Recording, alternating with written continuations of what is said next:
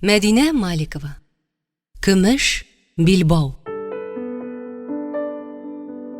Тотар иҗтимагый үзәгенә Әминә аптыраганнан түгел, тикшерүче уйлаганча, кемнәндер үч алу максаты белән дә түгел, һич юк. Таныш журналистның киңәше буенча барып керде. Хәкимә Гатина янына Әминә социалистик Татарстан газетасына мәкалә язып булмасмы дип барган иде. Журналистның өстәлендә кәгазь битләре, иртәгә чыгачак газетаның корректурасы, бер кулында каләме, икенчесендә телефон трубкасы. Грим салынмаган, ирене генә чак кызартылган чырайында толчыгу, пышыну галәмәтләре. Татар иҗтимагый үзәге бөтен дөнья татарларының съездын җыя бит диде ул. Ишеткәнсеңдер инде. Кешеләрне милләтенә карап айрым җыярга кемнең башына килде икән? Бер милләтне икенчесеннән айыру, бер-берсенә каршы кую дип саналмасмы бу? Андыйга юл куела димени? Хәкимә тирән сулап башын чайкады. Мин үзем дә ышанмаган идем. Ләкин булдырырлар кебек. Бик күп урыннарда җәмгыятьнең бүлекләре ачылган. Съездга делегатлар сайлыйлар. Милли җанлы кешеләр шул кадәр күп икән, шаккатырсың. Америкадан, Кытайдан, Япониядән, Төркиядән, Финляндиядән килергә атлыгып торалар. Хәзер инде Мәскәү теләсә дә тыя алмас кебек. Тимер чаршауны аудардык, илләр арасындагы юлларны ачтык, демократик җәмгыять төзибез дип авыз суы кырыталар бит. Аннары безгә куллары җитмәс бәлки. Күреп торасың, әле Тбилисида митингка җыелган халыкка агу бер килер, әле Баку урамнарына танклар кертеп, тәрәзәләргә аталар.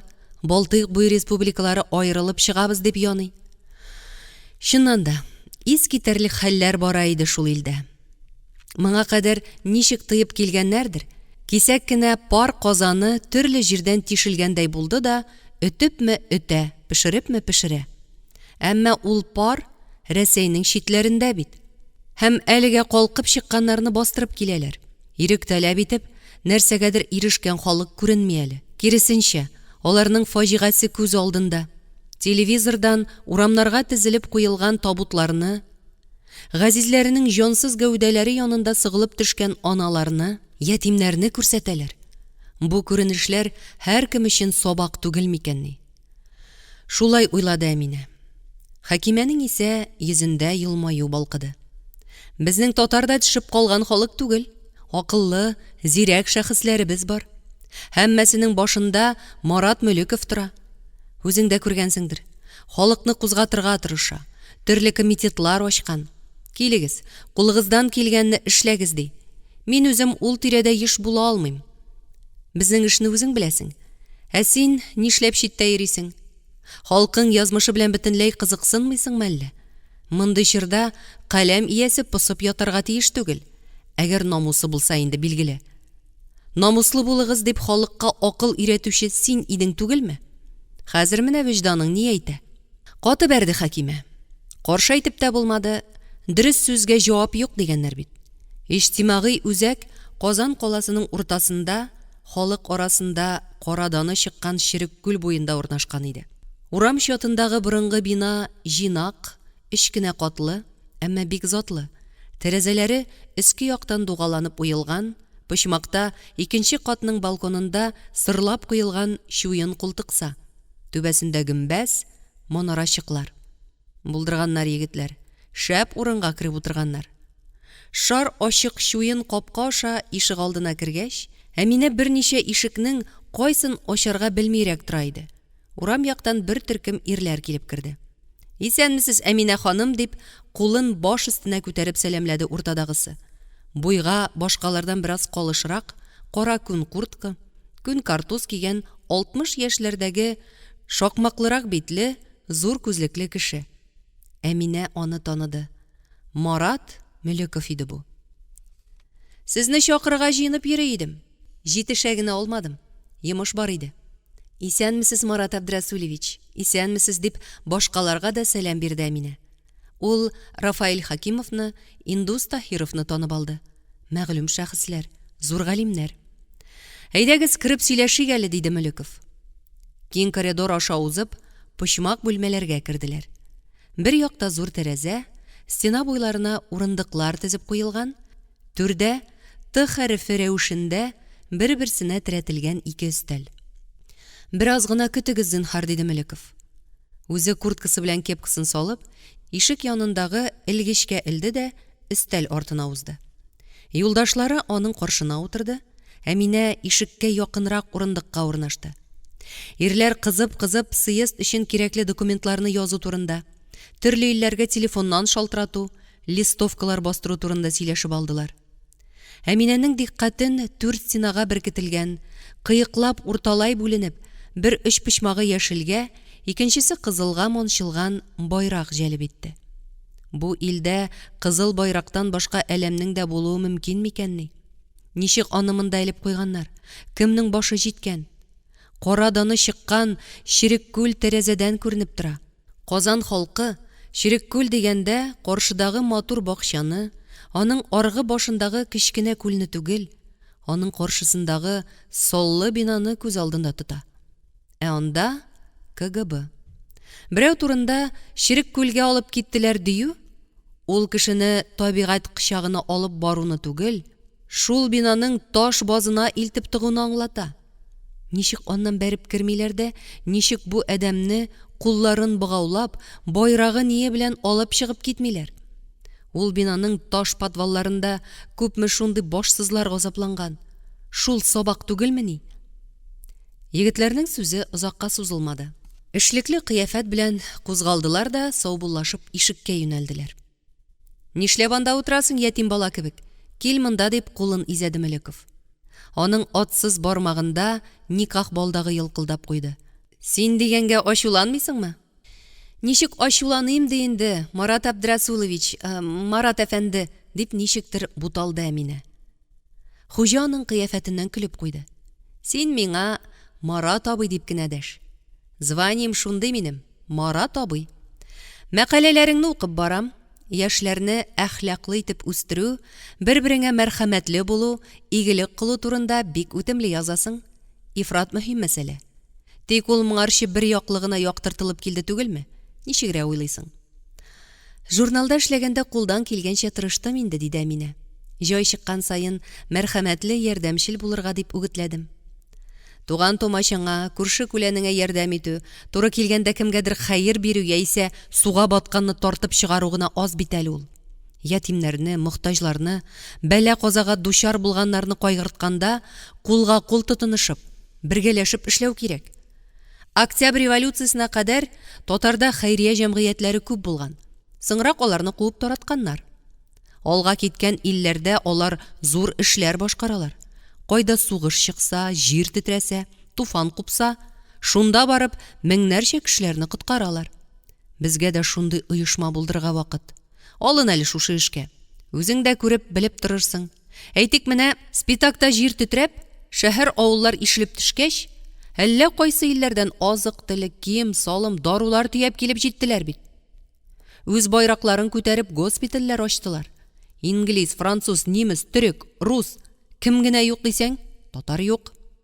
Ник безнекеләр бармады? Нишләп бармасыннар, бардылар, Кызыл хаҗ оештырды. Ә син берәр кайда татарлар килде, фәлән кешегә ярдәм иттеләр, фәләнен дәваладылар дигән сүзне ишеттеңме? Гәзиттә шундый хәбәр укыдыңмы? Алар инде Россиядән килгәннәр белән бергә. Ә нишләп бергә? Ник без үзебездән җыйган ярдәмне үз кулыбыз белән илтеп бирә алмыйбыз? Ни өчен без анда кызыл тәре күтәреп, урыс булып йөрибез? Әминә ни әйтергә белмәде. Моңарчаның бу хакта уйлаганы юк иде. Чыннан да, сәер хәл икән шул бу. Татарстанның үзеннән барып, менә без татарлар сезгә ярдәмгә килдек дип әйтеп булмыймыни? Чөнки безнең андый оешмабыз юк, диде, тавышын тагы да күтәрә төшеп Марат абый. Россиядә Кызыл хаҗ, Төркиядә Кызыл ай, ә бездә юк. Ә нишләп юк? Син шуны беләсеңме? Безнекеләр шул Россия оешмасында бит инде. Син ул оешмаларның уставы белән таныш әле. Анда булай дип язылган: мондый оешма мөстәкыйль дәүләттә фәкать бердән-бер генә була ала. Татарстан Россия составында чакта без аны оештыра алмыйбыз. Мөстәкыйльлеккә ирешкәч, рәсми теркәлергә мөмкинлек туар. Әминә башын иде. Була торган түгел икән дип уйлады, әмма дәшмәде. Без моңа әзерлекле килергә тиеш. Эшне хәзердән үк башларга кирәк. Оешманы булдырып, тиз арада рәсми рәвештә теркәлергә. Хәзергә җәмгыяте хәйрия дип атыйсыңмы? Әллә башкачамы? Ансын уйларбыз. Без милләтебезне бу яктан да бөтен дөньяга танытырга тиешбез. Күз алдыңа китер.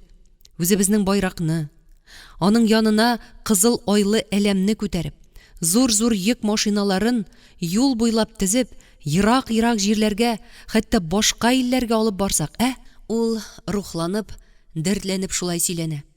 Әминәнең исә уйлары башкада иде. Икең утырып сөйләштең дә, оештың дигән сүз түгел бит әле. Эшне нидән башларга? Кая барып кемгә сүз кушарга? Ике кул буш, утырырга урын юк, тиен акча юк. Иң мөһиме, өстән бирелгән фатиха юк.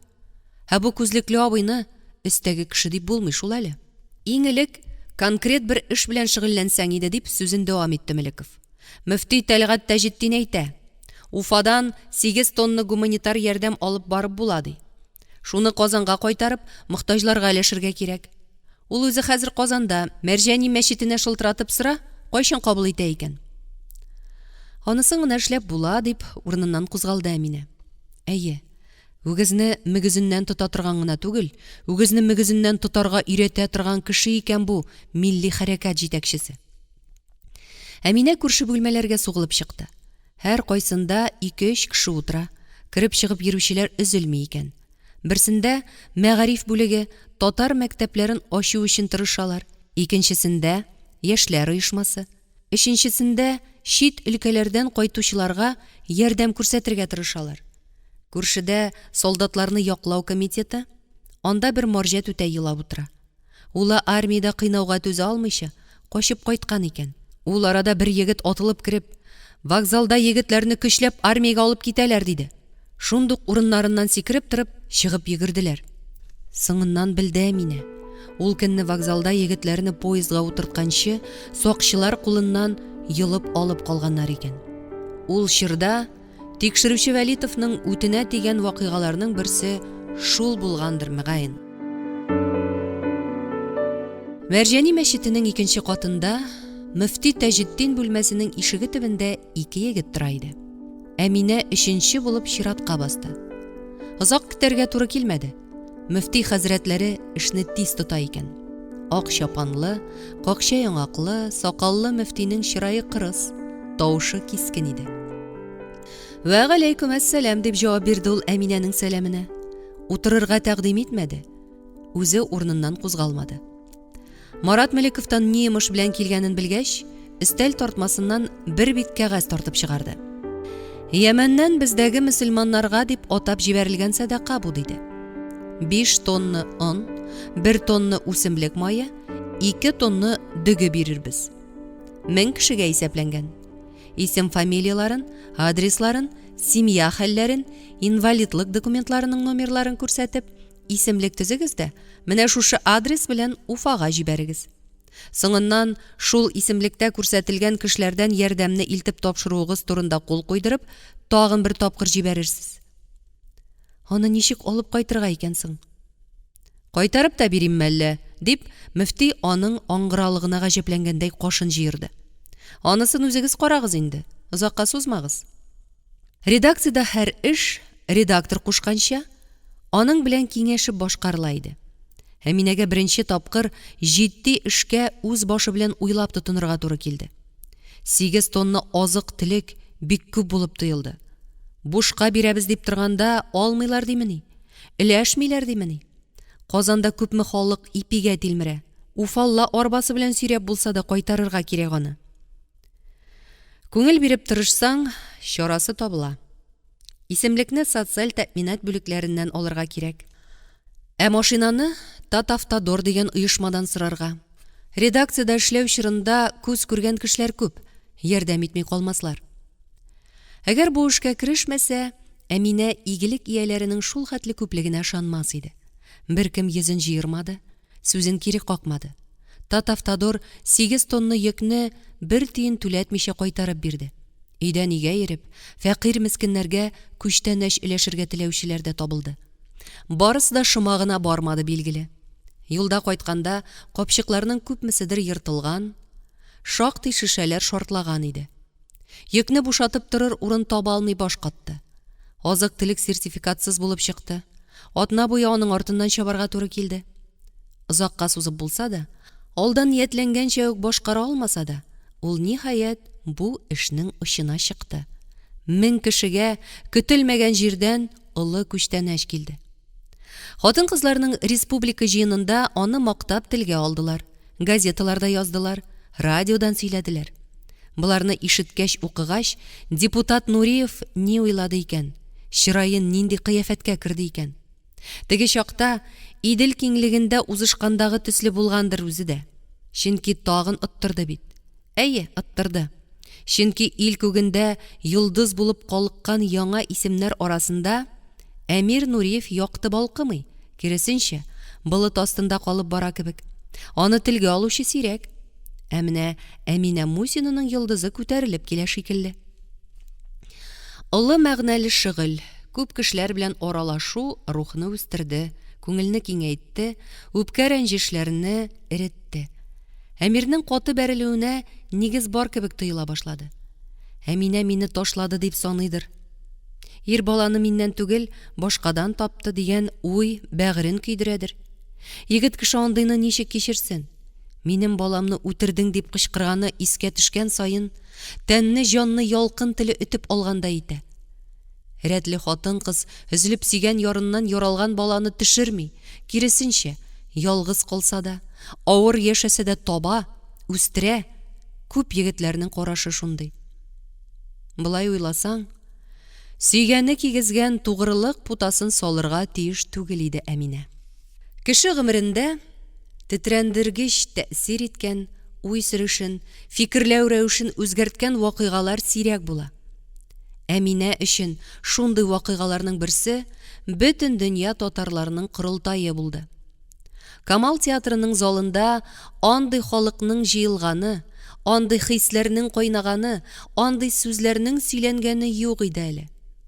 Менә трибунага Финляндиянан килгән делегат күтәрелә. Озын буйлы, ак чырайлы, татарча сөйли, әмма безнең өчен сәер акцент белән. Менә Кытайда яшәүче сумаладай кара чәчле, кысык күзле милләттәшебез, аның да һәр сүзе аңлаешлы, тик чыңлап яңгырый. Әнә Япониyaдан, Америкадан, Төркиядән килгәне. Инде СССРның төрле тарафларыннан килгәннәрен санап та бетергесез. Кыяфәт рәвешләре төрле-төрле. Әмма тел бер, хисләр, омтылышлар уртак. Күп милләтле татар халкы дигән гыйбарәнең чын мәгънәсе күз алдында ярылып ята. Зур, зиннәтле залны шыгырым тутырган халыкка карыйлар да, куанычыннан тынсыз калалар. Менә без нинди зур халыкның газиз балалары икән безләр. Менә нинди җәмгыятебез, мәркәзебез, дөньядагы иң атаклы театр биналарына тиң мәдәният үзәкләребез бар икән безнең. Һәм аларның биек минбәренә күтәрелеп, өйдә генә газиз ата-аналарыбыздан гына ишеткән телдә сөйләп була икән. Бу шаккаткыч иде. Нәкъ менә шул көннәрне Әминә тарихны аерым шәхесләр ясый дигән тәгълиматның хаклы булуына ышанды да инде. Андый шәхес баһадир гәүдәле, көчле тавышлы, гайрәтле булырга тиеш иде кебек. Марат Мәликов исә биек трибуна артында кичерәеп калгандай күренде.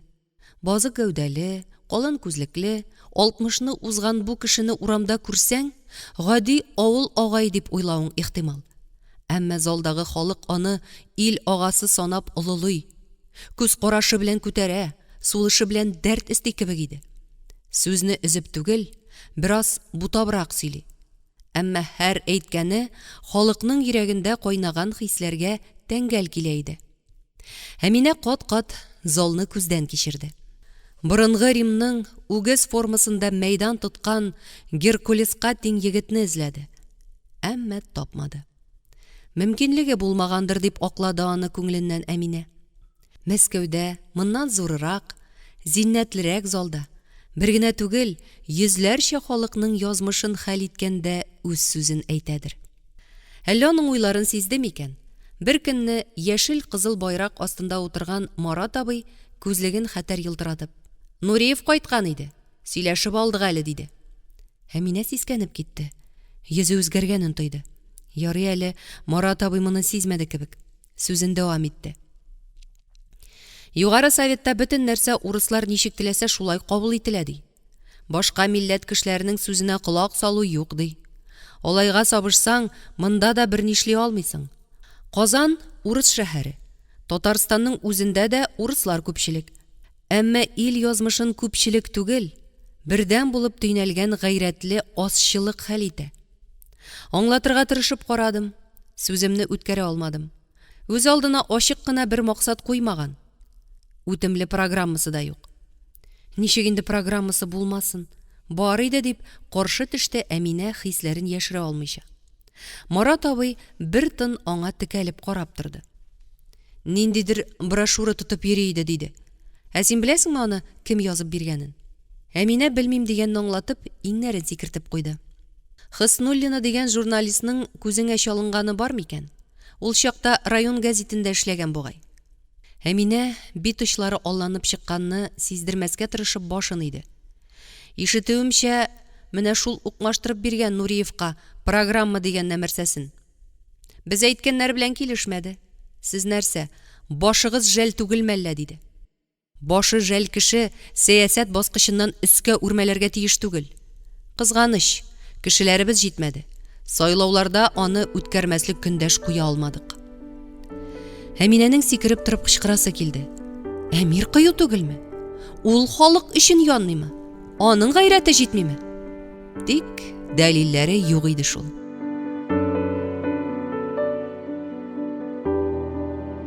Илләр белән ирләр идарә итә. Тәртипне алар урнаштыра. Әминә үзен бер кайчанда ир затыннан ким санамады. Алайда ир егетләр генә ат уйната алган мәйданнар барлыгын инкар итү ахмаклык булыр иде. Сугыш чыкса, иң беренче булып егетләрнең асыллары утка керә. Шахталарга төшеп ирләр күмер чаба.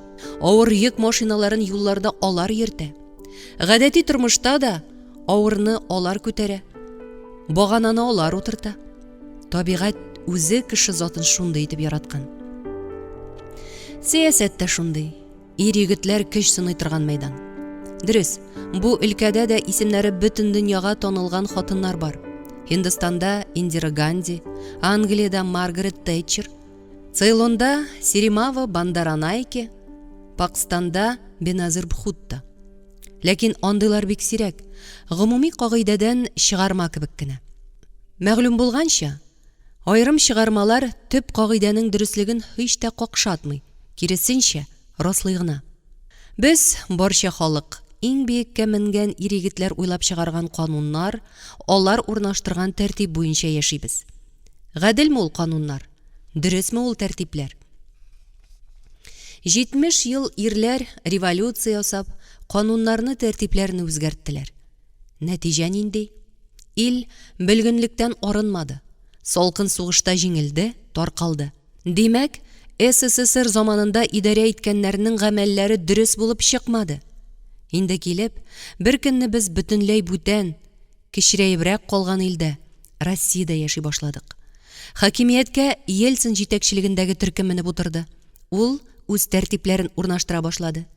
Иң беренче эш итеп, үзенә каршылык күрсәткән Югары Совет бинасына туплардан аттырып, депутатларны куып таратты. Әмма дәүләт депутатларсыз яши алмый, тиз арада яңадан сайлаулар уздырдылар.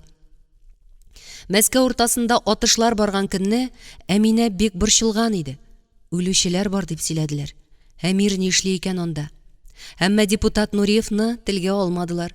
Ул ничектер күздән югалып торгандай булды. Аның исеме яңа сайлауларга әзерлек башлангач калкып чыкты. Әлфия Зарифовнаның властька кабынган гыйшык гомерлек ул дигәне хак иде шул. Бер депутат булганның гел депутат буласы килә. Элекке сайлауларда тупланган тәҗрибәсе дә ярдәм иткәндер. Арка терәге дә нык иде. Бу юлы Әмир Нуриев җиңелрәк үтте кебек. Менә алар, яңа илнең депутатлары, Мәскәүгә җыелдылар. Илнең яшәү рәвешен тамырдан үзгәртергә кирәк. Моның өчен алар бик күп яңа законнар кабул итәргә тиешләр иде. Алдагы хакимиятнең нинди кануннар чыгарып, нинди уңышларга ирешкәне, нинди хаталар ясаганы күз алдында. Шуларга карап сабак ал. Халыкка ипле яшәү, нәтиҗәле эшләү өчен кулай законнар кабул ит. Әмма Никсон алар башны катырып, аякларны талдыра, вакытны бушка сарыф иттерә, акчаны җилгә очратырган законнарны раслап кул күтәрәләр икән. Машина белән юлга чыгу өчен кирәкле кәгазьләр артыннан чапканда, бу сорау күп мәртәбәләр Әминәнең башына килде. Башта һәммәсе совет заманыннан калган тәртип белән ипле генә барган иде. Менә Гайның техпаспорт дигән кәгазе Әминәнең кулында. Техталон дигән тылсымлы катыргысы шофер Рәмиснең кесәсендә. Аллага шөкер дип, юлга кузгалырга була. Сентябрь башы, көн матур, күк аяз, күңел хуш иде. Баланы бакчага кертеп, кайтып чәй эчеп утырганда, тәрәзә ягыннан машина гөрелтесе ишетелде. Башкалардан көчлерәк бу тавыш йөрәкне Сәйдәшевнең Совет армиясе маршы кебек кузгатты. Шулай булмыйча, Әминә бүген генералдан ким түгел. Әнә аны эшкә алып барырга дип ишек төбенә личный машинасы килеп баскан. Аның да нинди диген әле, бүтәннәрдән зуррагы, биегрәге, зәңгәр буявы белән ялтырап торганы. Иртәрәк килерсең диде ул кабинага менеп утыруга. Зәйгә барып кайтырбыз. Андагы глава кил, ярдәм итәрбез диде. 9-дан соң аны тотып булмаячак. Булай гына юлга чыга алмыйбыз бит әле, Әминә Талгатовна, диде Рәмис. Лицензия кирәк. Нинди лицензия? Гайдан документларны алдык бит инде. Автоинспекциядан да кирәк икән хәзер. Анысы нәрсә инде тагын? Күптән түгел уешкан. Ул биргән кәгазең булмаса, юлга чыга алмыйсың диләр. Таныш шоферларның башы шуның белән ката бу арада. Кайда соң ул автоинспекция? Автовокзалда диләр. Яле бурыл шунда. Чыннан да, автовокзалның аскы катындагы иркен залда озын скамияләрне бер якка шудырганнар да 4-5 өстәл куйганнар икән. Алар артында җитди кыяфәтле хатын-кызлар утыра. Һәр кайсының каршысында 15-20 ир-ат чират тора. Кулларында бер үк төсле ак папка. Башта документлар тутырга кирәк дип аңлатты берсе. Һәм кулы белән каршы як стенага ишарәләде. Әнә тегендә ниләр кирәклеге язылган. Анда стенаның буеннан буена кәгазь битләре ябыштырылган. Нинди генә бланклар юк. Буларны ничек тутырып бетермәк кирәк? Тынычлан, Әминә, тынычлан дип, күн пиджагының түшен сыпыргалады ул. Мондыйларны гына язмаслыкмы ни син? Һәм ул кәгазьләргә күзен ачыбрак текәлде. Иң беренче битләргә хөкүмәтнең карары басылган икән. Илдә һәр төрле эшчәнлек, шул исәптән машина белән йөк ташуда рәсми рәвештә теркәлә, ягъни лицензияләнә. Карарга Борис Ельцин үзе кул куйган. Әминә бланк кәгазьләрен теге хатыннарның берсеннән сорап алды да, авыр көрсенеп ишеккә юнәлде. Сәгать 2-гә кулына өр-яңа ак папка тотып, чиратка 15-нче булып килеп баскан иде инде ул. Менә ниһаять сары чәчле, толчыккан чырайлы хатын аның папкасын алды. Кәгазьләрне караштырды да, башын күтәреп: "Сезнең белемегез нинди?" дип сорады. Гаҗәп иде бу.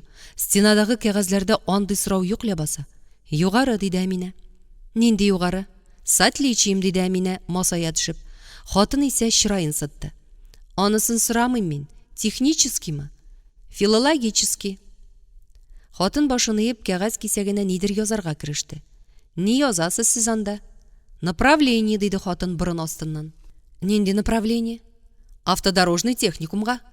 "Нәрсәгә ул? Укырга? Белемегез технический булса, булай да ярар иде. Сезнең ишләр курслар үтәргә тиеш."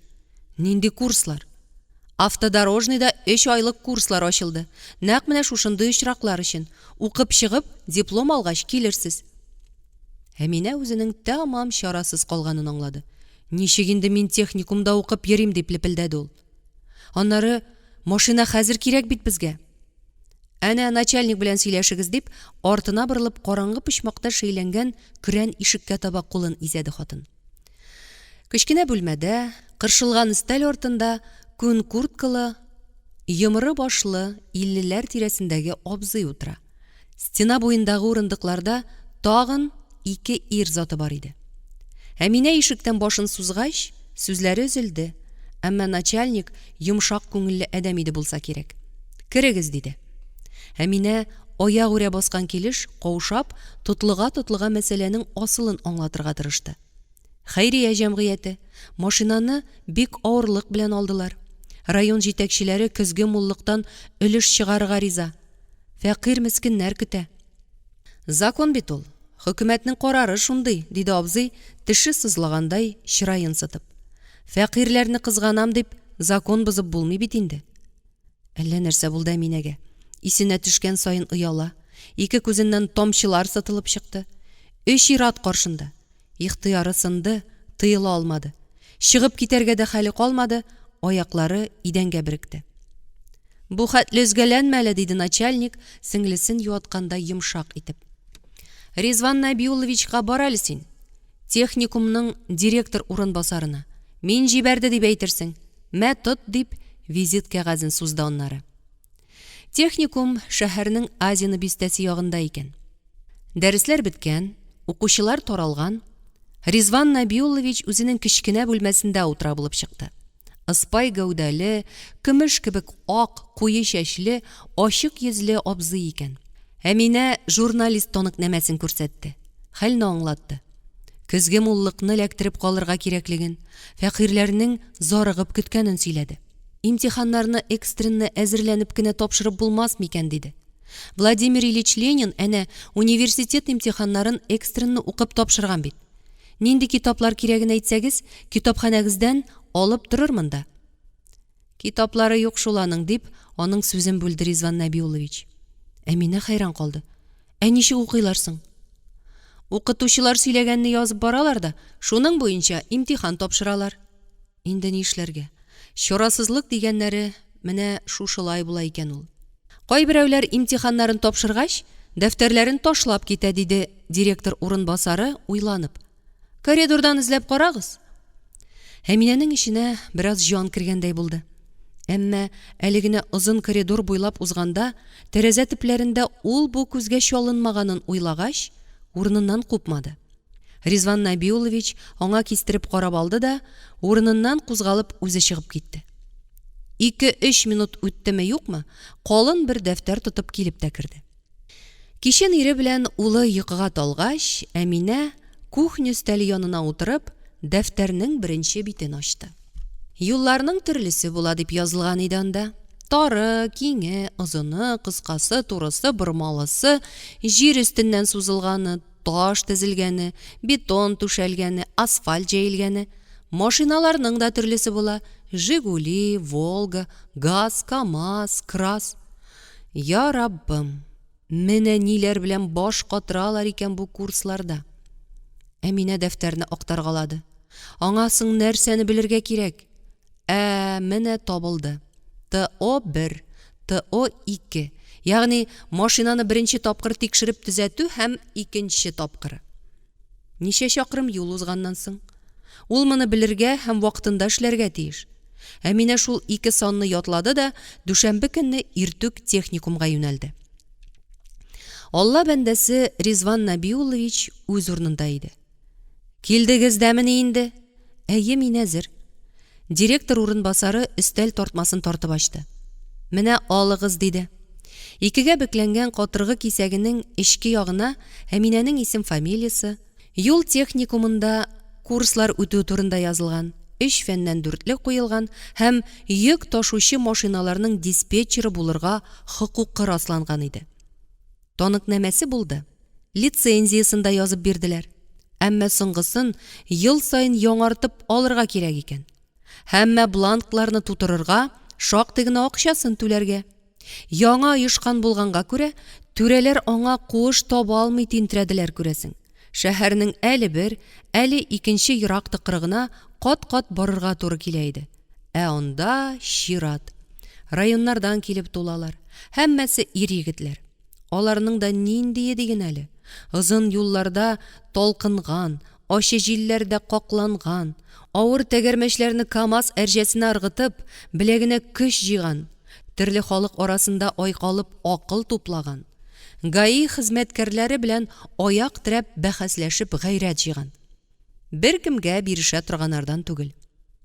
Тик хәтта алар да әмир кебекләр кул күтәреп раслаган кануннарга каршы бер нишли алмый. Депутатлар халык белән даими элемтәдә, бар тырышлыклары эш кешесен кайгыртуга юнәлтелгән дип шапырыналар тагын. Миллионлаган халыкны шушы рәвешле интектерүдә ни мәгънә? Бу хакта депутат Нуриевтан сорарга җай чыкмады. Ахыр чиктә моның мәгънәсен Әминә үзенчә аңлатты. Миңа үчләнүе түгел микән? Машиналы булуыма эче пышкандыр. Тинтрәсен әле ди торгандыр. Шулай уйлап, Думада бу законны кабул иткәндә, каршы сүз әйтмичә авызын йомып, кулын күтәреп утыргандыр. Ничек кенә булмасын. Кулга машина кергәч, эшләр җиңеләйде. Көзге уңышны җыйган чакта күп кенә районнардан Кызыл Айга бәрәңге, он, шикәр, ярма, кайчак хәтта ит тә бирәләр. Шәһәрдәге эшмәкәрләр сатылмый калган товарларын кием-салым китерә. Ярдәм итәргә ашкынып торучылар да күбәйде. Җәмгыятьнең бусагасын атлап кергән фәкыйрь мохтаҗлар буш кул китми. Эшләгенә. Шулай 3 ел тырышкач, алга куелган олы максатка ирешү юлында да зур адым ясалды. Кызыл Ай җәмгыяте зур колонналар белән Чечняда барган сугышта зыян күргән качакларга гуманитар ярдәм илтеп тапшырды. Бер генә дә түгел, ел әйләнәсендә 3 тапкыр. Зәңгәр тынтлы газ йөк ташудан тыш Кызыл Ай президентының шәхси машинасына да әверелде. Рәмис хуҗасын көн сайын иртән өенә килеп ала, кичен кайтарып куя. Зур түрәләр янына да шуның белән генә баралар. Югары Советның мәхәббәт бинасы каршындагы затлы мәйданда кара Волгалар, Nissan, Toyotалар тора. Мәрмәр белән тышланган былдыр янына килеп туктыйлар. Анда үз дәрәҗәсен бик тә белгән, эре кыяфәтле хуҗаларын төшереп калдыралар да, борылып, мәйданның каршы ягына чигенеп, зәңгәр чыршылар ышыгында тезелеп басалар. Тәрәзәләре кырымланган машинадан борыннарын да чыгармыйча сабыр гына көтәләр. Менә бер заман алып батырлар өчен ясалгандай киң, биек, тоткалары путаллы ишек ачыла. Аннан затлы костюм кигән, чәчен тарап лак белән катырган, саллы гәүдәле ир чыга. Күренеп тора, бик зур начальник. Машиналарның берсе кузгалып, әкрен генә шуышып килә дә, былдырга яны белән туктый. Абзый аның ишенә чума. Алардан күрмәкче Рәмис тә шулай кылана торган итте бит. Кызыл Айлы зәңгәр бер кәүешле йөк машинасын былдырга яны белән китереп куя. Хуҗасы төшкәч, борылып ялтырап торган бай машиналар рәтенә баса. Хуҗасының чыкканын күрүгә, кузгалып ишеккә таба юнәлә. Әминәгә көлке дә, рәхәт тә. Карасана нинди заманалар килде. Ни кылансаң да тыючы юк. Гаи кая карыйдыр. Бер көнне шулай газ 53 былдыр янына килеп, Әминә кабинага менеп утырган гына иде, янәшәгә кара Nissan килеп туктады. Ишеге ачылып, аннан әмирнең иелгән башы сузылып чыкты. Әминә үзе дә сизмәстән яңгыратып көлеп җибәрде.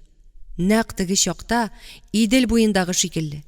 Аның күңеленнән җиңү тантанасына катыш, үртәлү, үчекләү ургы иде. Аха, муйныңны сузып астан карыйсыңмы? Шул менә. Мин югары, син түбән монда. Чөнки минем машина биегрәк, зурырак. Тагын чиртте Әминә егетнең борнына. Борнына гына булса бер хәл иде. Минлегенә бәрде. Бер мизгелдә күзләр очрашты. Ике арада башкаларга күренмәс яшен чатнагандай булды. Җайсыз хәрәкәт белән гранит плиткага чыгып баскан егет тигез җирдә сөртенеп куйды. Моны булай гына калдыру аның хылкында түгел. Җавабы бирелергә тиеш иде. Икенче көнне ул Кызыл Ай бүлмәсенең ачык ишеге турына килеп басты. Әминә, син дә монда утырасыңмыни? Өстенә кайнар су койдылармыни? Пешеп чыккандай булды Әминә. Йомшарган тезләрен көчкә турайтып, өстәл артыннан торып басты. Исәнме, Әмир? Кирәйдә. Исәнме, саумы? Син кир дигәч, булай гына узып китеп булмас шул инде. Президентның кабинеты аркылысы буе 3-4 адым тар бүлмә булып, өстәле дә 5-6 урындык. Стена буендагы иске шкафта кемнәрдер биргән иске мыскы иде. Олы, затлы кабинетларда, зиннәтле залларда утырырга, кызыл киләм җәелгән баскыч коридорларда йөрергә күнеккән депутат өчен ошбу куыш күңелне изә торган булып күренгәндер. Бу уй Әминәнең күңелен сыкрандырып узды. Әмир тезләрен киң ерып утырды. Кыңгырт чәшке бүреген салып, күпренке чәчен бармаклары белән артка тарап куйды. Аның бу хәрәкәте шул кадәр җанга якын иде. Мөлеков янына килүем иде, диде ул. Әллә кайчаннан бирле чакыра. Киңәшәсе бар иде, ди. Һаман вакыт таба алмыйм. Эшләр ничек барасың, дип сорады ул. Эш күп безнең. Авыл хуҗалыгы министры Марат Әхмәтов ел сайын районнарга хат җибәрә. Көзге уңыштан безнең җәмгыятькә өлеш чыгаруларын сорый. Бәрәңге кәбестә кайтарабыз да мохтаҗларга өләшәбез. Әминә эчендә кайнаган хисләрне тыярга тырышып, карашын читкә төбәп сөйләде дә сөйләде. Узган елны 3 тапкыр Чечняга гуманитар ярдәм иттек. Колоннада 12 машина иде. 8 фура, 2 бензовоз, автобус, спецназ машинасы. Һәммәсенә кызыл ай сүрәте ясалган. Һәммәсенә Татарстан байрагы белән кызыл ай әләме эленгән. 2000 чакрымнан артык юл уздык шулай. Андагы качакларның безне ничек куанып, якын итеп каршы алганын күрсәң син. Әминә, мине күрмичә чыгып китмә әле. Бу тавыш икесен дә айнытып җибәргәндәй итте. Ишек уемында Марат абый басып тора иде. Исәнме, дип битараф кына баш какты ул Әмир ягына. Хәлләр ничек? Тик җавап көтмәде. Тагын Әминәгә текәлде. Сүзегез бетүгә миңа кер әле, диде дә ишекне ябып күздән югалды. Күренеп тора. Нуриевның бер тиенгә дә кирәге юк иде аңа. Әминә башын иде. Ул кемнең дә булса, Әмирне бу рәвешле түбәнсетүен теләми иде. Үзе ничек шаярып көлсә дә ярый, әмма бүтәннәр түбәсенә сукмасын, чөнки ул бердән-бер үгез форумының Геркулесы. Янәшә бастырып куйсаң, Мөлеков аның янында ялчысы кебек кенә. Уңайсыз тынычлык урнашты. Әминә башын күтәреп караганда, Әмирнең чырайыннан кан качкан иде. Ничек тә аңа җан ирергә кирәк иде. Мөлековның кыланмышларын күрмәгән, ишетмәгән кебек кыланырга, башлаган сүзен дәвам итәргә. Кызыл Хач һәм Кызыл Ай оешмаларының халыкара федерациясына кирәгә кирәк безгә, дип сөйләп китте Әминә ясалма көр тавыш белән. Элек СССРның мондый оешмасы Кызыл Хач һәм Кызыл Ай җәмгыяте дип атала иде. СССР таркалгач, аның исеменнән Кызыл Айны алдылар. Ул оешма хәзер Российский Красный Крест дип атала. Татарлар бу игелекле эштә катнашканда маңгайларына тәре тагып йөрсеннәрмени? Дөнья күләм мәйданда Кызыл Хач игелек тамгасы буларак кабул ителгән бит. Бу очракта аның чиркәүгә катышы юк, диде Әмир сүрән тавыш белән. Аш ялангачларга ярдәм барсын гына. Ник тәре күтәреп килдегез, дип берәрсен борып җибәргәннәрен ишеткән юк әле моңарчы. Мөселманнар андый эштә Кызыл Айлы байрак күтәреп йөри. Төрек Кызыл Айы мәсәлән. Нишләп әле Татарстаннан җыелган ярдәм Россия исеменнән кызыл тәреле әләм астында озатылырга тиеш. Федерациягә керсәк, татарларны дөнья мәйданында игелекле халык буларак танытырга мөмкинлекләр ачылыр иде. Бәлки булышырсың, милләт хакына бит. Милләт хакына аннан мөһим эшләр дә күп әле монда. Әмирнең карашы тузанланып соры төскә кергән түшәмгә төбәлгән иде. Әллә кайчан акшарлап куясы бар иде инде шуны. Бигрәк уңмаган инде мин, дип уйлады Әминә. Әмир башын борып, аның йөзенә текәлеп карады. Хәер җәмгыятьләре булай да буарлык. Ә син кайчаннан бирле язмыйсың инде? Әминә монысын көтмәгән иде. Югалып калды. Язгалап торамла. Гәзитләрдә безнең аша мохтаҗларга ярдәм биргән кешеләргә рәхмәт әйтәм. Мондый эшнең мөһимлеген аңлатам. Аның ишене мәктәп баласы да яза. Ә синең каләмең асылда тик ята. Тик яткан каләм тутыга ул. Уйлаудан бизгән баш миендә мүк баса. Еллар буе язмагач, тагын ничек тотынып булыр, ай-һай. Шулай дип нык борчылгандай башын чайкап куйды. Әмма ихлас түгел иде ул.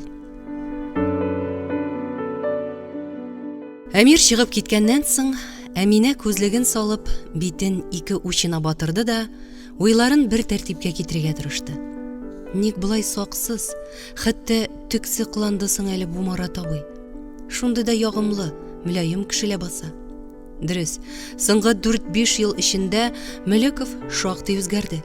Әкренләп сүрелде, йөз кыяфәтенә улыгаю, талчыгу галәмәтләре бәреп чыкты. Нинди таза, яшь, хисле иде ул бөтен дөнья татарларының беренче съездын оештырганда, бәйсезлек турында референдум үткәргәндә.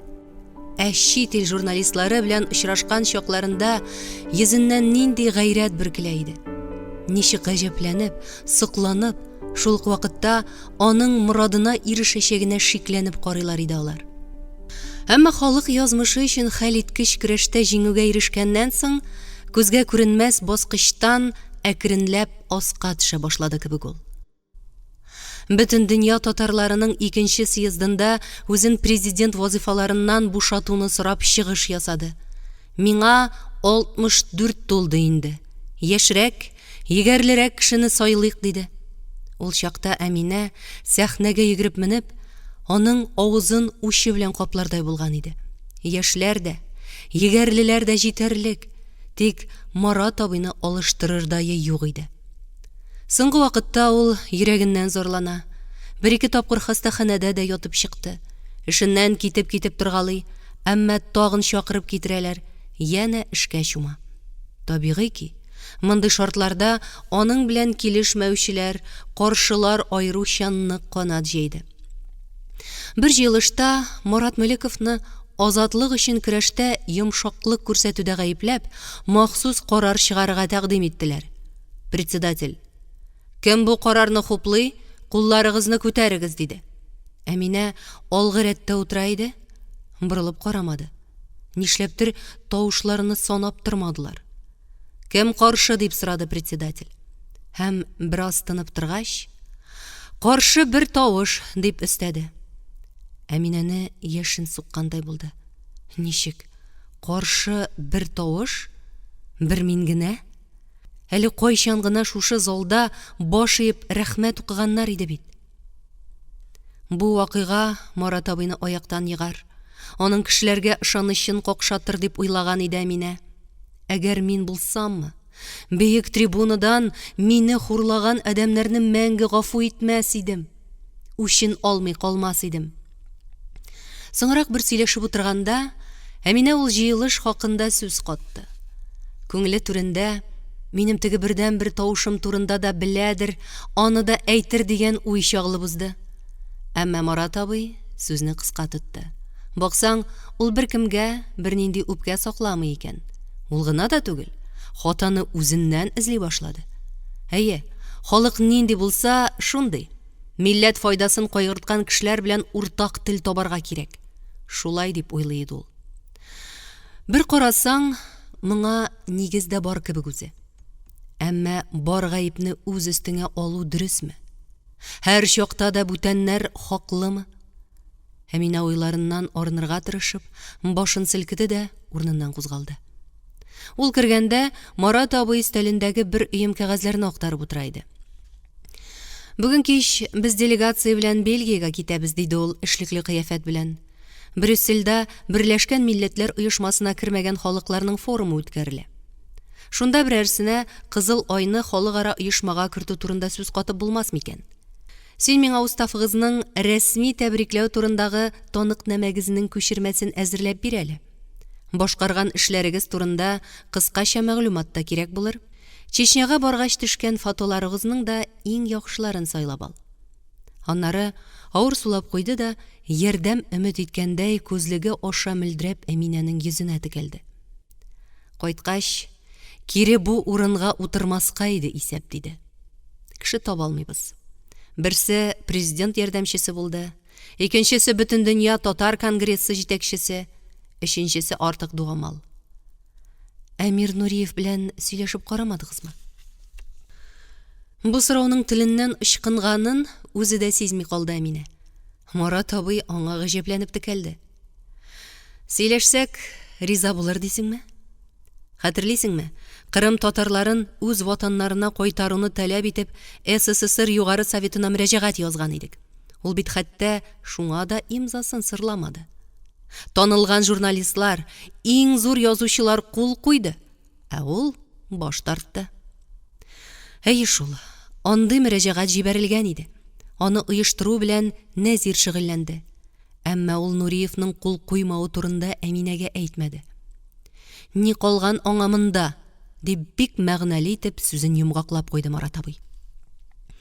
Әминә калын күзлекле бу абзыйга гаҗәпләнеп карады. Аның каршында алыштыргысыз ил агасы утыра иде. Әйе, беренче карашка гади гына күренгән бу абзый бөек шәхес иде. Тик моны халык белми иде. Шәһәр янына килеп тезелгән танклар урыныннан кузгалмаганга күрә, имгәнми, гарипләнми калган егетләр дә, балалары исән калган аналар да, йортлары җимерелмичә, имин яшәгән кешеләр дә белми иде моны. Референдумнан соң башын югары күтәреп, үз халкы белән горурланып яши башлаган татарлар да бу хакта уйлап та бирми иде. Хәер, үз бәясен үзе дә белми иде Марат абый. Үзәктән читтә, эшче халык арасында Хади Такташ урамында яши. Фатыры, хрущевка, хатыны укытучы, 2 уллары бар. Соңгы еллардагы тырышлыклары аны матди яктан берничек тә мантымады. Икенче тапкыр аны депутат итеп сайламадылар. Милләт җанлы бер эшмәкәр аңа машина биргән иде. Тик ул үзәкнеке булып санала. Җитәкче вазифасын үз өстеннән төшергәч, Марат абый җәяү йөрүгә калды. Милләткә эшләгән яхшылыклары белән дә башкалар мактана. Аның исеме сирәк телгә алына. Дөрес әйтә ул. Әмир Нуриев үзенең затлы бүлмәсеннән бу иске бинаның кыршылган куышына күчеп утырмаячак. Фатирының тәрәзәләре дә Кабан күле буендагы Хади Такташ урамына югарыдан кәпрәеп, кимсетеп карап тора. Биредәге эш хакында аныкы белән чагыштырып булмый. Әйтер сүзең калдым әллә, дип Әминәне уйларыннан айнытты Марат абый. Булмаса, бар, кәгазьләреңне әзерлә, ашыгыч бит. Бу сөйләшүдән соң ай ярым узгач, бер төн Әмирне кар көртенә суырып алды. Әминәгә зур тетрәнүләр китерде. Терелеп җитәр микән? Ширгә сабышмас микән? Сихәтләнә генә күрсен иделә. Ширек күл каршындагы тәрәзәләре өстән дугайланып уелган, балкон рәшәткәләре сырлап чуеннан кыелган борынгы 3 катлы җинак бинаның шар ачык капкасыннан милиция уазига килеп керде дә, ишек алды түрендә биек итеп өелгән кар өеменә йылышып баскан зәңгәр беркәүечле, кабинасына кызыл ай ясалган ГАЗ-53 янәшәсендә тукталды. Аннан кара күн тышлы тун, шундый ук бүрек кигән өлкән яшьтәге ир төште. Тикшерүче Вәлитов иде бу. Тышкы ишектән бина эченә кергәч, як-ягына каранды ул. Саран яктыртылган коридордагы ишекләрнең берсе ачык булып, аннан сөйләшкән тавышлар ишетелә иде. Вәлитов тавышсыз гына атлап шул якка юнәлде, сак кына үрелеп, эчкә карады. Каршыдагы өстәл артында Мусина утыра иде. Кыска киселгән, дулкынланып торган куе кара чәчләре астыннан күзлек пыялалары гына ялтырап күренә. Карашын кулындагы паспортка текәгән. Аңа яны белән бер хатын утыра. Башын чуар шәл белән ураган, өстендә таушалган куртка. Йөзе, куллары кояшта янгандай карасу. Көньяк кешеседер күрәсең. Менә ул күзләрен озын, нечкә бармаклары белән каплап, үксеп елап җибәрде. Ник мин чишен булып тудым икән? Яһуди булып тусам, мең яхшырак булыр иде. Әминә башын күтәрде. Тик әйтер сүз тапмады булса кирәк, дәшмәде. Ул аптыраган кыяфәттә иде. Керергә мөмкинме? 2 хатын да сискәнеп ишеккә борылдылар. Ят хатын кабаланып, күз төпләрен шәл чугы белән сөрткәләде дә, тикшерүчегә куркынган карашын төбәде. Әминә урыныннан торып басты. Мансур Хуҗиевич, сез ничек монда? Берәрсен эзлисезме әллә? Саулармысыз? Сезгә йомыш бар иде. Исәнмесез? Узыгыз, утырыгыз. Тикшерүче бүреген, күн перчаткаларын салып, ишек янындагы урындыкларның берсенә утырды. Бу безнең оешманың үз кешесе, диде Әминә, чечен хатынының шымын таратырга теләп. Сез ашыкмыйсыздыр бит, диде аннары тикшерүчегә карап. Сөйләшеп бетерегез. Мин коридорда да көтеп тора алам. Безнең сүз сер түгел, дип урынына утырды Әминә. Грознойдан килгән Әнисе апа бу. Исемнәребезгә карасаң, безне бер туган диярлек. Сугыштан качып килгәннәрмени? Әйе шул. Өйләрен бомба төшеп җимергән. Граната шортлап, үсмер улының аягы өзелгән. Ирен каядыр алып киткәннәр. 2 ел инде хәбәре юк икән. Сугыштанда бит инде. Хасавюртта килешү төзеделәр. Кире кайтырга уйламыйсызмы, дип сорады Мансур Хуҗиевич. Кая, дип сорады хатын. Грозный шәһәре тоташ хәрәбә. Кайберәүләр аны инде торгызып булмаячак. Яңа урында төзергә кирәк, дип сөйли. Аяксыз бала белән кая кайтып егылыйм, ничек яшим? Әминә кулындагы паспортны Вәлитовка таба сузды. Бер ватанның тулы хокуклы гражданнары бит без. Ничек инде моннан барып, үзебезнең илнең шәһәрен бомбага тоталар. Балалар өстенә граната ыргыталар. Бер нинди гаепсез кешене кулга алып юк итәләр, диде Әминә. Сугыш, диде Мансур Хуҗиевич. Кем белән? Үзебезнекеләр беләнме? Әминә тикшерүчегә төбәлгән, гүяки акылга сыймаслык бу зулымда аның да гаебе бар кебек иде. Мансур Хуҗиевич күн перчаткаларын каккалап, тамагын кырып куйды. Чечен хатыны каршында моны аңлату читен иде. Әминә Әнисәгә таба борылды. Йөзе ачылып, тавышы ягымлыланып китте. Улыгыз русча укый аламы? Беренче класста рус теле керә иде. Аннары 2 ел укырга йөри алмады. Мәктәпләрне бомба ташлап шартлаттылар бит. Әйдәгез булай итик әле. Бездә балалар өчен китаплар, альбомнар, буяу карандашлары, уенчыклар бар. Улыгызга кирәкне сайлап алырсыз. Бик үк затлы булмаса да, киемнәр дә табылыр. Сез борчылмагыз. Безгә кеше өстеннән төшкәнлегенә түгел, өр-яңаларны, сатылып бетмәгәннәрне дә китерәләр. Менә шушы абый кебек химиячеләр, дип Вәлитов тарафына күз сирпеп алды ул. Деге, ярмалар, ын бар. Хәзер үлчәп бирерләр. Иртәгә төштән соң килегез. Аңарчы мин кайбер кешеләр белән сөйләшеп куярмын. Улыгызга кирәкле дарулар бар микән? Булмаса, табу ягын кайгыртырбыз.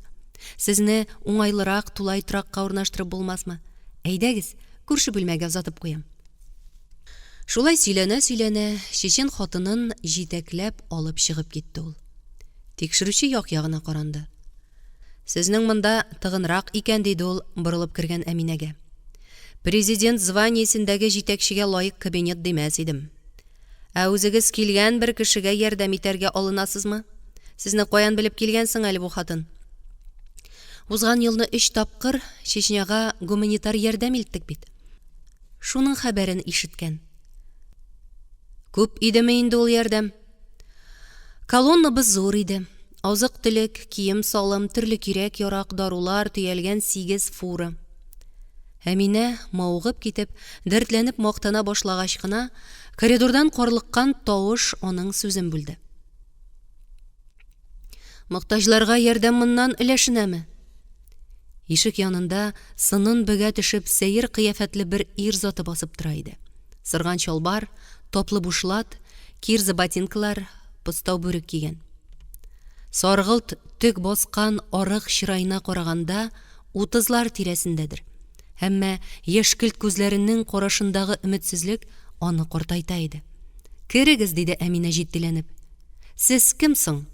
Милиция майоры Востряков. Кем? Милиция майоры. Вакытлыча эшсез калдым. Төрлесен ишетеп, төрле адәмнәрне күргән Әминә хайран калды. Ул ярдәм сорагандай Вәлитовка күз ташлап алды. Теге ишеккә аркасын куебрак борылган, карашын өскә дугайланып уелган тәрәзәгә төбәгән иде. Әйтерсеңлә, үзен танытмаска тырыша. Без фәкыйрьләргә, ятимнәргә, гарип-гырабаларга ярдәм итәбез, диде Әминә. Сез кем турында сөйлисез? Ялгыш килмәдегез микән? Үземне әйтәм. Әллә башымны элмәккә тыгыйм микән? Әйдә, хатыным ими баласын тотып ач утыра. Үземне бер кая эшкә алмыйлар. Востряков сөйләгән сайын гасабилана, хәтта ярсый бара иде. Туктагыз әле, утырып сөйләгез, ни булды? Бер атна элек кенә колониядән чыктым. Ир затының бутала тотлыга сөйләгәннәреннән шул аңлашылды. Милициядә эшләгән җиреннән җинаятьчел төркем белән бәйләнешкә керүдә, кеше үтерүдә гаепләнеп хөкем ителгәндә, 1 ел элек колонияга озатылган булган. Менә хәзер чын җинаятьчеләрне тапканнар, моны аклаганнар, иреккә чыгарганнар. Бәхетегез бар икән, котлыйм. Ниткән бәхет ди ул. Суд милекне конфискацияләргә дип карар чыгарган иде. Кулга тотарлык бөтен нәрсәне алып чыгып киткәннәр. Мин колониядә чакта хатыным күз кунарлык киемнәремне сатып бетергән. Хәзер инде аклангач, әйберләрегезне кире кайтарып бирергә тиешләрдер бит. Аларның кайсын кая пранзаран китереп бетергәннәр инде. Акчалата бирсеннәр соң. Ир заты Әминәнең аңгыралыгына гаҗәпләнгәндәй тынып торды. Хөкүмәттән акча дәгъвалап йөрүнең ни икәнен белмисезме әллә? Айларга, елларга сузыла ул. Аңар өчен ничек яшәргә? Әминә аның кыяфәтен баштан аяк күздән кичерде. Алмаслар шул. Төрмә кышы икәнлеге әллә каян күренеп тора. Бездә кием салым барын. Тик менә сезгә яраклысы табылыр микән? Күреклерәк булсын иде бит. Көтмәгәндә Мансур Хуҗиевич телгә килде. Килешле костюм кирәк. Тукымасын табып булыр иде дә бит. Тектерү яклары ничек сездә? Востряковның чырае яктырып китте. Сыны турайды. Хатын тегә минем. Ательедә эшли ул. Күксел габардин 3 метр. Ярардыр бит. Востряков сөенеченнән нишләргә белми. Шул ук вакытта ышанып та җитми иде кебек. Сездә шундый товарларда өләшәләрме диде ул шаккатып. Җайлы чакка туры килдегез бит диде Әминә. Бай химиячегә тап булдыгыз. Аны ничек алырга соң? Иртәгә шушында килегез диде Мансур Хуҗиевич. Әйткәннәр иде аны, ышанмаган идем дип таптанды Востряков. Кем әйтте? Ни дип? Күрше карчыгы. Аның 40 яшьлек инвалид кызы караваты ватылып, аягын сындырган. Яңасын алырга хәлләреннән килми. 2 ай идәндә ятты бичара. Зарын сезгә сөйләгән икән. Узган атнада караватта матрас җәймәләр дә китерделәр дип сөйләде. Куанышы эченә сыймый. Бар шунда хәлеңә керми калмаслар дип ул үгетләп җибәрде. Ә бүген ярмалар алып китегез. Төрлесеннән тары ярмасы, борчак, манный, он. Әйдәгез. Әминә кире әйләнеп кергәндә Мансур Хуҗиевич уйчан, гаҗәпләнгән кыяфәттә иде. Каян алып бетерәсез соң сез бөтен кешегә кирәк нәрсәне? Ә сез менә костюмлыкны каян алмакчы? Кибеттә товар юк чакта хатын кайдадыр юлыккан да алган иде. Ә минем нәкъ шундый костюмым бар. Ята иде шунда. Караватны да сезнең кебек бер игелекле җан бирде. Яшьләр үзәгенең кунакханәсе бар бит. Шуның директорына бардым. Башировны беләсез микән? Шуңа үтенеч язган идем. Башта үзе барып караган. Аннары караватын да башкасын да илттергән. Мондый эшне хөкүмәткә йөкләргә ярамый диде Мансур Хуҗиевич уйланып. Буларны фәкать сезнең кебек җәмәгать оешмалары гына башкара ала. Аннары бераз тынып торды да: "Сез теге кәгазьне бүгеннән юк дип санагыз" диде. Нинди кәгазьне? Подписка о невыезде дигәнне. Барыгыз кирәк җирегезгә. Мин дә сезгә ярдәм сорап килдем бит әле. Кире бармассыз дип өметләнәм. Кушыгыз гына, кулдан килгәннең бөтенесен эшлибез. Хастаханәгә барып, Нуриев белән сөйләшергә кирәк. Хәле яхшыра дигәннәр иде бит. Аныкы яхшыра, һәм менә безнең хәлләр бер килеш тора. Чөнки ул сорауларга җавап бирүдән баш тарта. Бәлки сезне тыңлар. Ә хатыны? Луиза Радиковнаны борчу урынлы булмас дип уйлыйбыз. Аннары шунсы. Төркиядә иде бит ул. Ә сез монда, стена ашагына булгансыз. Бер генә сорауга җавап кирәк. Ул кичне Нуриев кайда булган, кемнәрне күргән, нәрсә ашаган һәм эчкән? Нишләп бер генә дисез? Эш булды бит инде. Һәм ничек ул сезнең йорт янына килеп егылган? Моны фәкать сез генә әйттерә аласыз. Нишләп мин генә? Нишләп икәнен үзегез белмисезме ни дип, куе кашлары астыннан кистереп карады тикшерүче. Әминә дәшмәгәч, сүзен дәвам итте. Бүген шәһәр советында зур җыелыш. Көн тәртибендә Төркиягә барып кайтуның нәтиҗәләре дигән пунктта бар. Луиза Радиковна чыгыш ясаячак. Димәк, ул аннан китә алмый. Бик җайлы вакыт. Баш врачка әйтелгән, сезне борчымаслар, иркенләп сөйләшерсез. Хәзер үк кузгалсак, яхшы булыр иде. Әгәр мин барырга теләмәсәм, ул чакта бик каты үгетләргә туры килер. Ничек тә күндерергә. Әгәр күнмәсәм, сез депутат түгел бит, дип көлемсерәде Мансур Хуҗиевич. Закон кушканча сөйләшеп була. Депутат белән закон кушканча сөйләшеп булмыймы? Депутатская неприкосновенность дигәнне беләсездер бит. Шулай булгач, өстәгеләр безгә карышса да үтеп китә. Гади гражданнар ярдәм итәргә бурычлы. Әминә авыр сулап торып басты. Бер шартым бар, диде.